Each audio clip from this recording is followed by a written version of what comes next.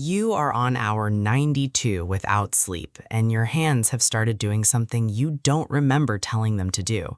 The steering wheel is warm under your palms, warmer than it should be, and the white line on the highway has split into two white lines, then three, drifting apart like they're trying to get away from you.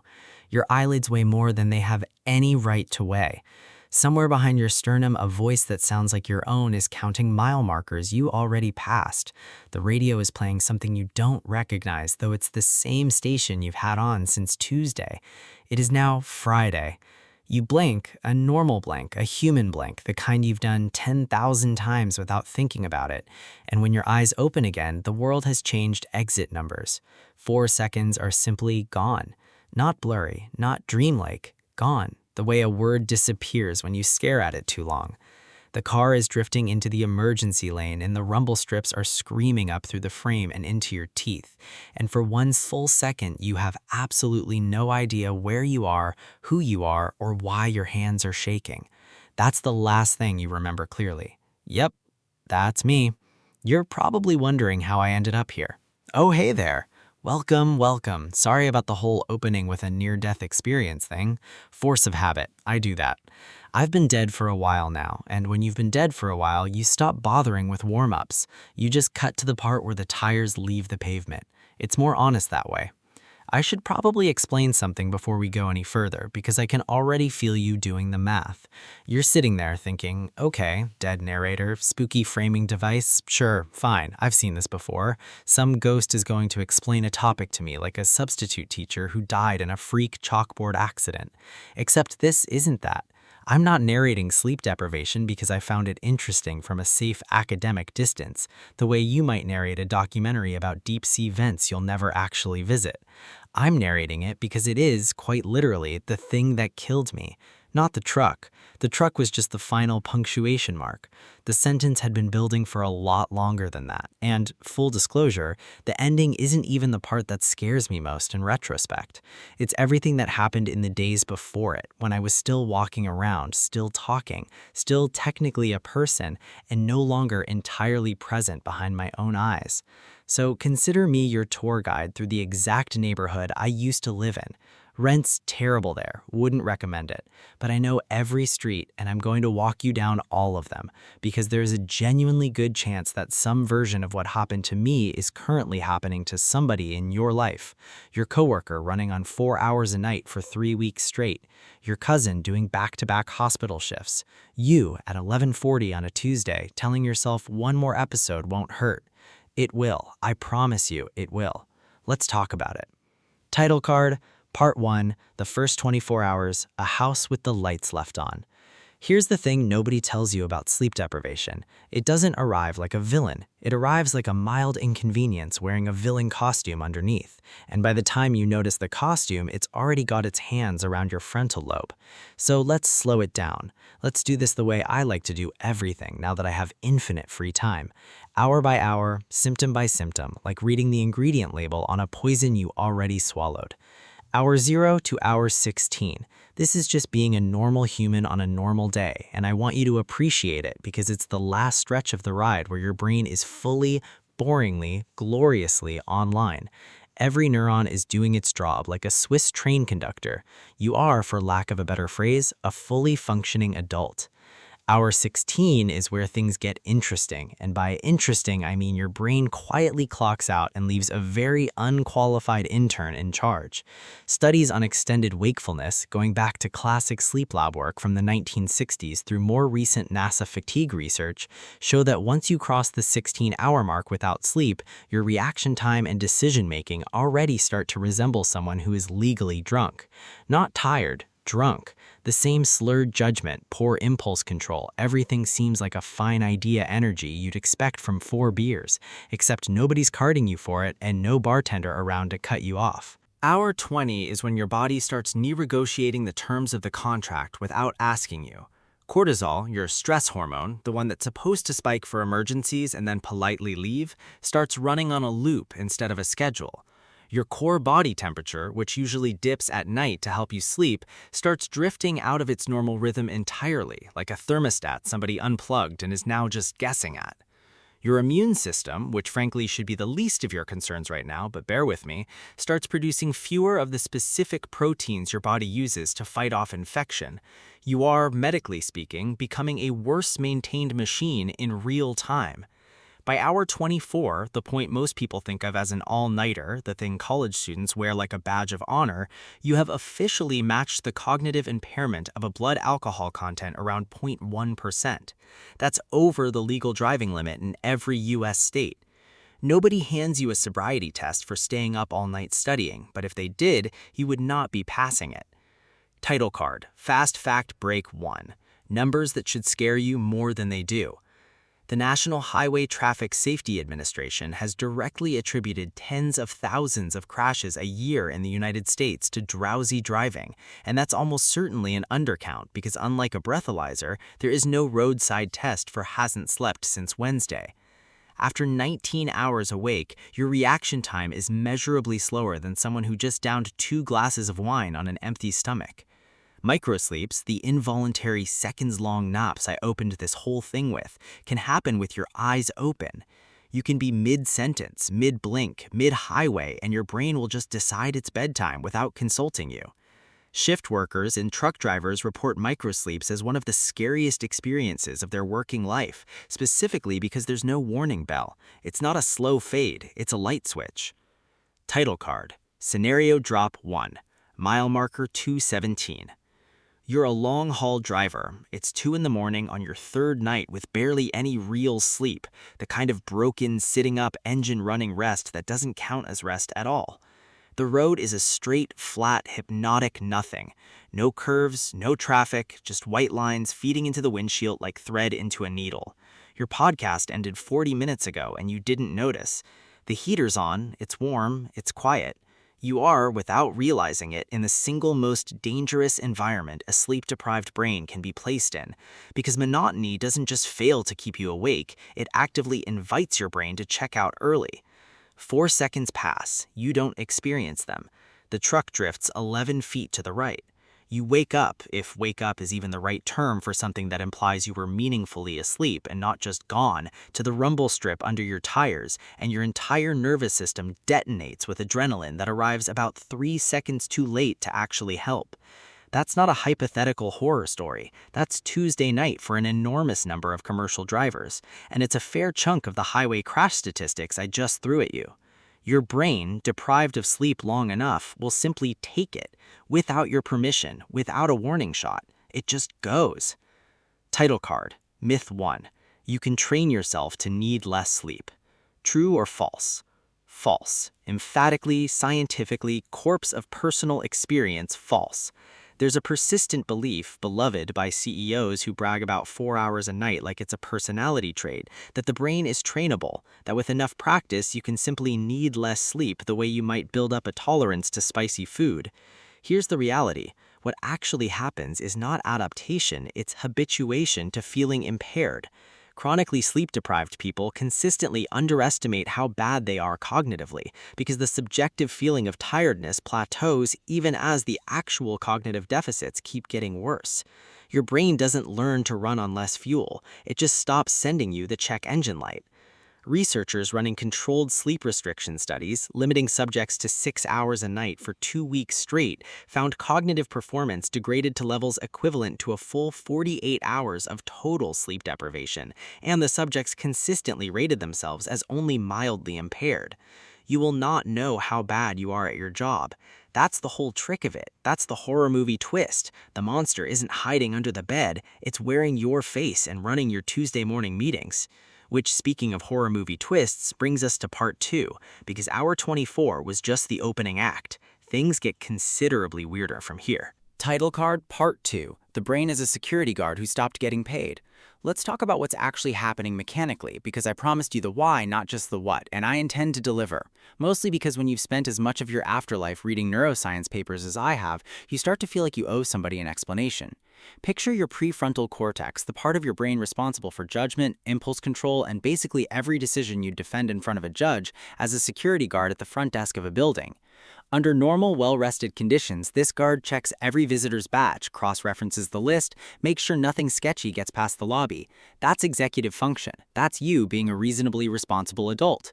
Now take that same guard and keep them awake for 36 hours straight. They're still sitting at the desk, they still have the badge scanner, but somewhere around hour 30, they stop actually reading the names on the badges. They just wave people through because scanning takes energy they no longer have, and the part of the brain that's supposed to flag risk has essentially clocked out early while leaving the uniform on the chair.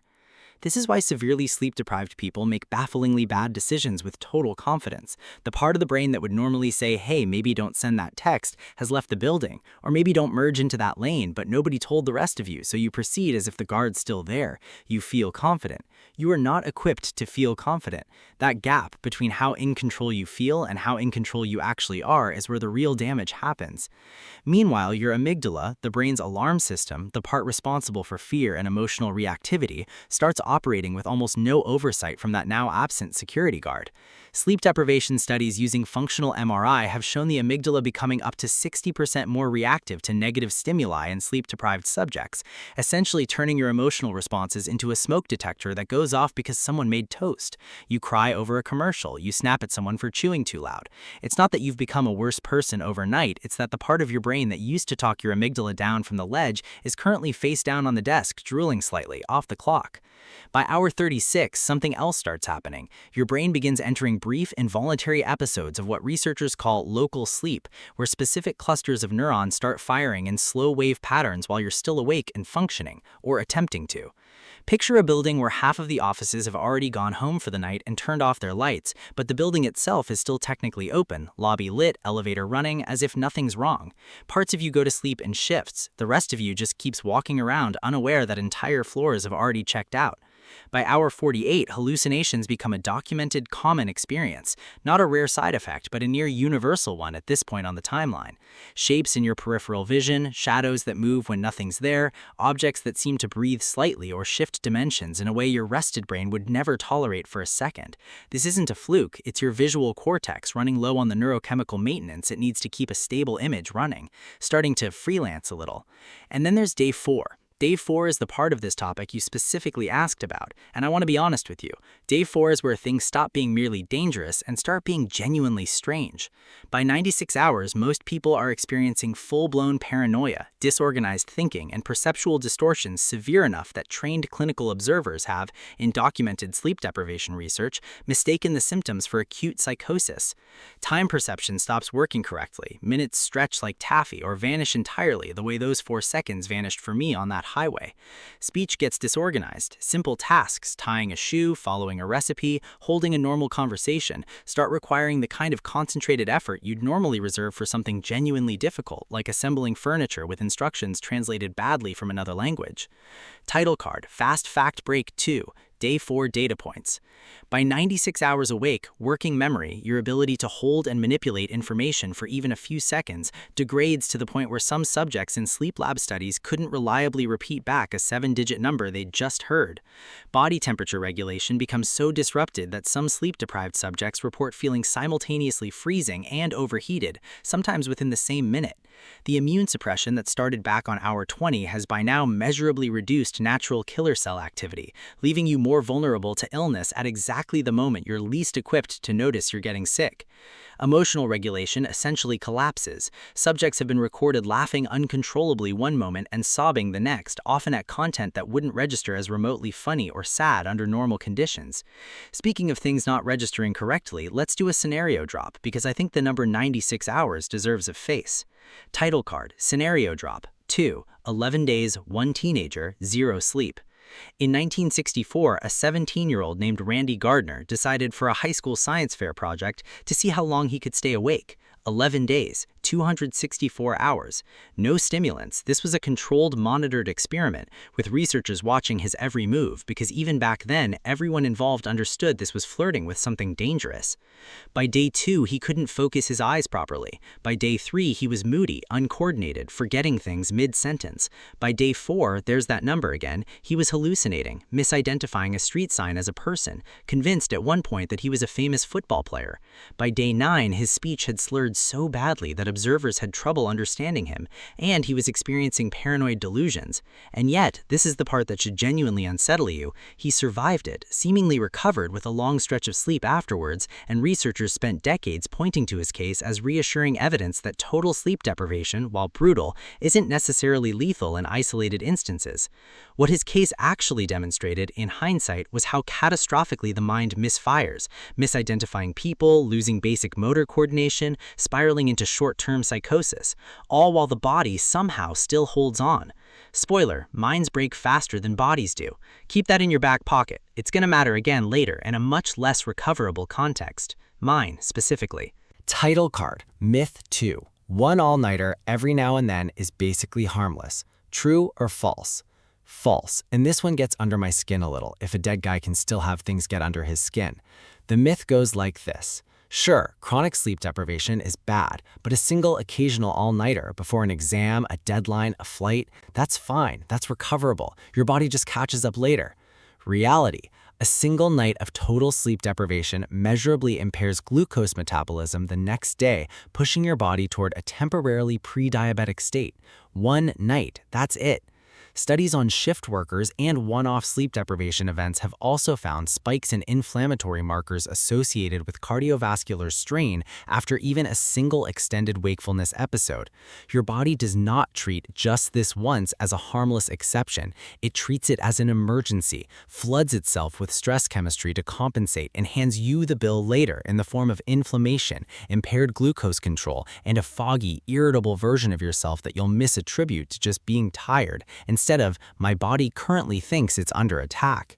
You thought it was a victimless crime. Spoiler, you were wrong, and so was I for a very long time. Which brings us to the part of this script I've been quietly dreading, if dread is still a thing I get to feel. Let's talk about what this actually feels like from the inside. Title card, what does this actually feel like? I want to shift gears here because up until now we've been doing biology, mechanisms, timelines, the machinery of it. But machinery isn't the whole story, and honestly, it was never the part that scared me the most. What scared me was the experience. So let me try to actually describe it as best as language allows, because language was already starting to fail me by the time it mattered. The first thing that goes isn't your body, it's your relationship with time.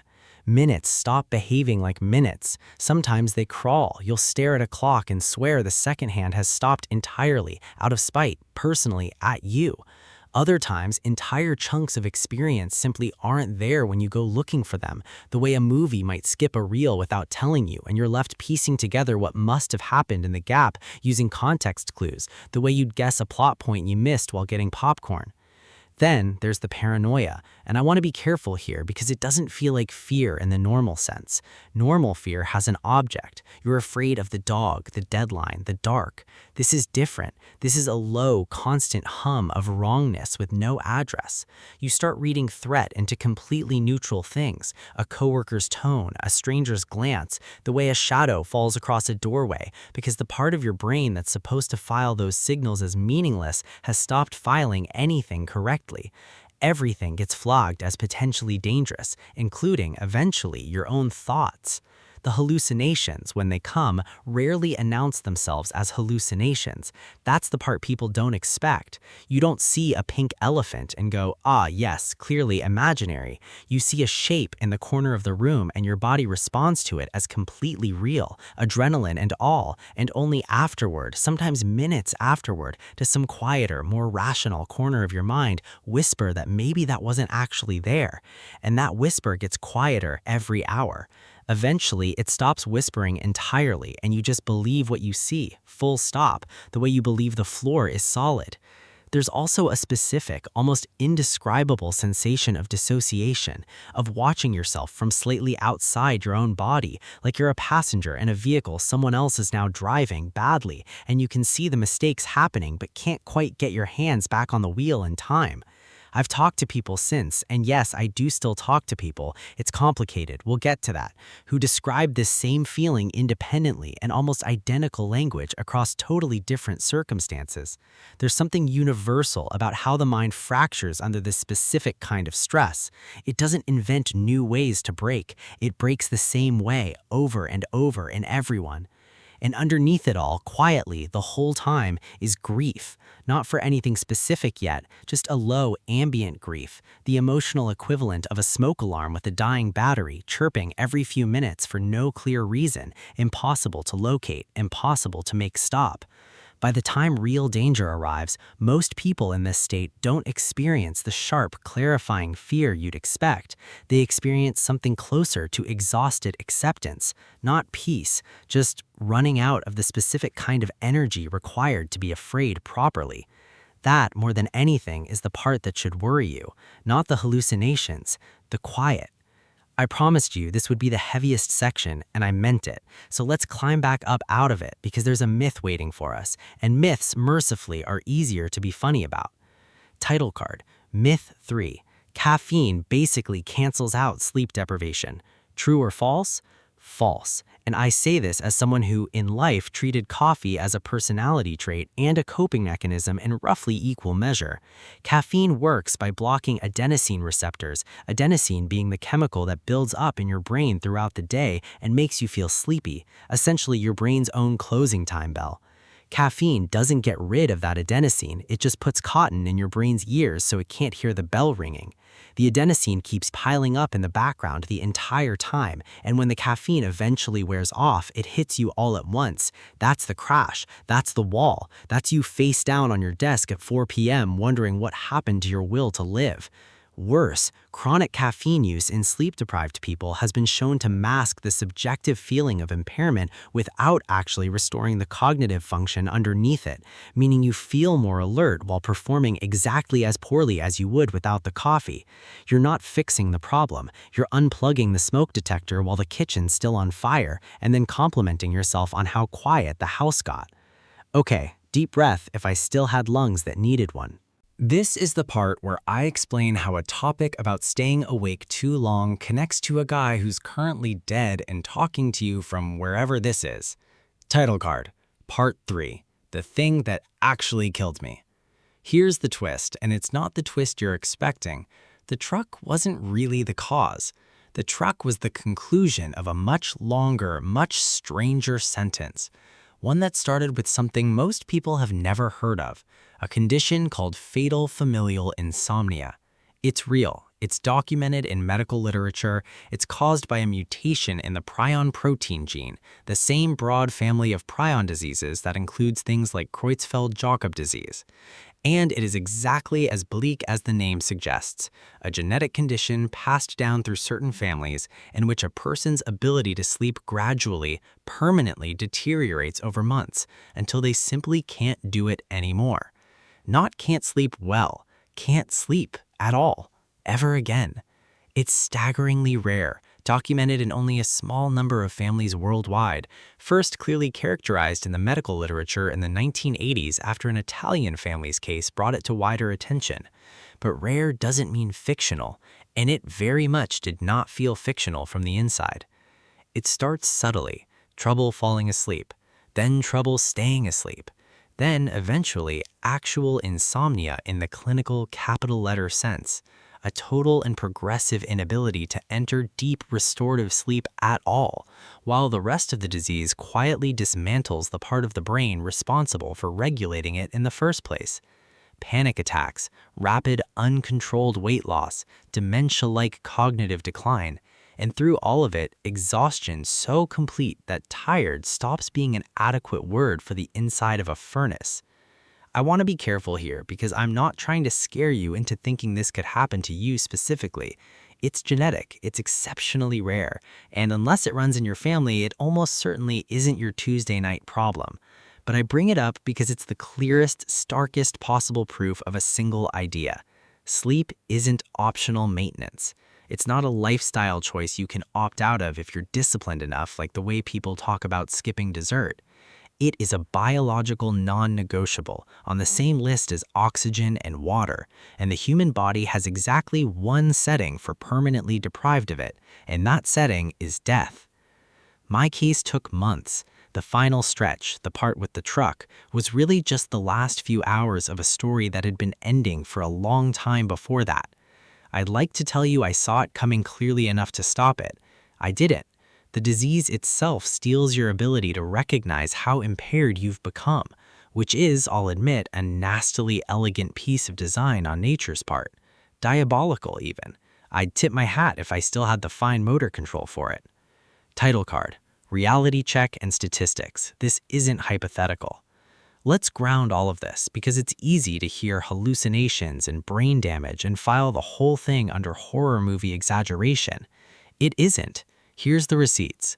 The World Health Organization has classified night shift work, which chronically disrupts normal sleep patterns, as a probable carcinogen in the same broad risk category conversation as certain industrial chemicals, based on evidence linking long-term shift work to increased cancer risk. That's not a metaphor. That's an actual classification based on actual data about an actual thing a huge percentage of the working population does every single week. The Exxon Valdez oil spill in 1989, one of the most devastating environmental disasters in American history, dumping roughly 11 million gallons of crude oil into Alaskan waters, has been linked in subsequent investigations to crew fatigue, with the third mate at the wheel having had drastically insufficient rest in the lead-up to the disaster. Picture it this way. The same brain fog that makes you send a badly worded text at 1 in the morning was, in a slightly different context, involved in coating 400 miles of coastline in oil. The nuclear disaster at Chernobyl and the 3 Mile Island incident have both had human fatigue and shift timing issues raised as contributing factors in subsequent analyses, meaning some of the most catastrophic industrial accidents of the 20th century share a quiet, unglamorous, extremely human root cause. Somebody, somewhere, hadn't slept enough to be making decisions that mattered. On a smaller but more universal scale, the CDC has described insufficient sleep as a public health epidemic, given how many working adults in the United States regularly get less than the recommended 7 hours a night. That's not 11 people in a remote research station. That's a meaningful chunk of everyone you've ever made eye contact with in a grocery store line. To make one of these numbers land the way it should, imagine every person in a mid-sized American city, all of them simultaneously operating machinery, driving cars, performing surgery, raising children, and making decisions, all while functioning at a cognitive level equivalent to legally intoxicated. That's not a thought experiment. That's most industrialized countries on a given Tuesday. Title card: Scenario Drop 3, The Night Shift at the Plant. You're 6 hours into a rotating night shift you didn't choose at a job where attention to detail is, on paper, the entire point of your existence there. The clock on the wall says 3:40 in the morning, which your body reads not as a time, but as a kind of physiological insult. Your coffee's gone cold and you didn't notice it going cold, which tells you something about how much attention you're actually paying to your own senses right now. A dial in front of you needs to be checked, a number needs to be read and logged, a simple, boring, repetitive task you've done 1,000 times without incident. Except tonight, the number blurs slightly at the edges and you read it wrong. Not wildly wrong, not comically wrong, just off by enough. And you log it and move on because your brain in its current condition has no spare capacity left over for double-checking things that feel fine. This is the invisible mechanism behind an enormous share of industrial accidents. Not recklessness, not incompetence, just a very tired brain doing its very tired best.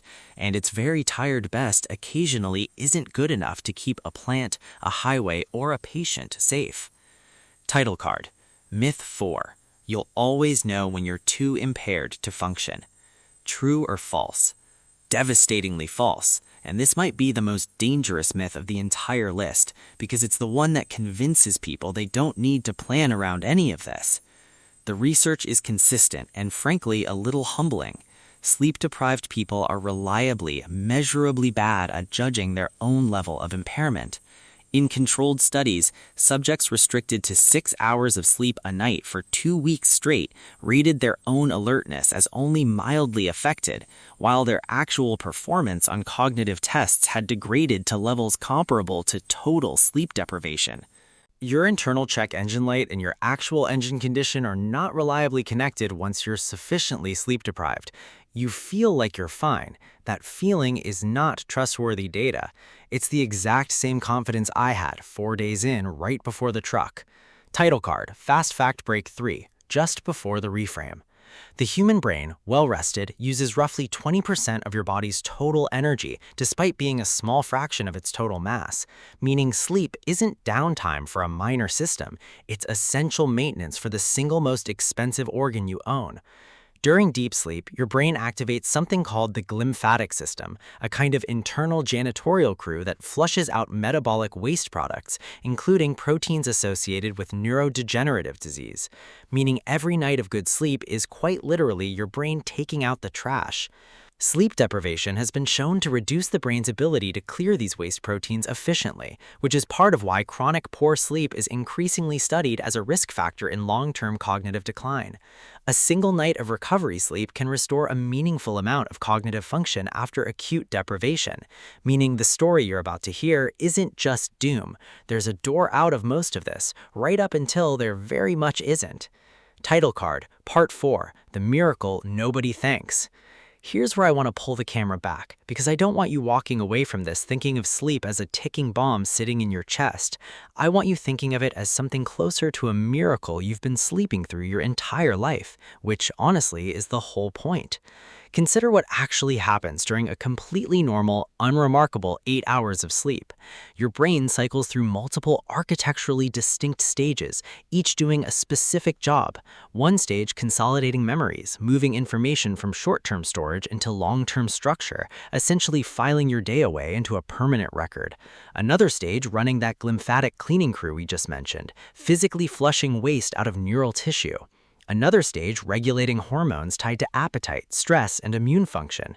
Your body, every single night, without you doing anything, performs an entire maintenance routine of jaw-dropping complexity, the biological equivalent of a Formula One pit crew rebuilding the engine, replacing the tires, refueling, and repainting the car, all while the driver is unconscious and getting absolutely none of the credit. And you've done this roughly 10,000 times in your life already, most of it without a single conscious thought about how remarkable the process actually is. That's not a design flaw. That's the sign of a system so reliable it's earned the right to be boring. The scary version of this topic, the version with truck crashes and hallucinations and a genetic disease with a body count, is real, and I've spent the last several thousand words making sure you understand exactly how real. But the flip side of that horror is this. Your body already knows how to fix almost all of it. All it's asking for every single night is the bare minimum of cooperation. Title card, The Survival Checklist, How to Not End Up Like Me. Here's how to not become the next dead guy narrating this exact video for somebody else 5 years from now. Practical, numbered, no fluff.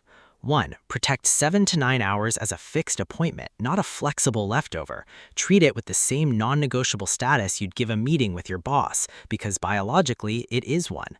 2. If you're driving and you notice even a single moment of where did that mile go, pull over immediately. Not in 20 minutes, immediately. That gap in memory is the single loudest warning your brain is capable of giving you.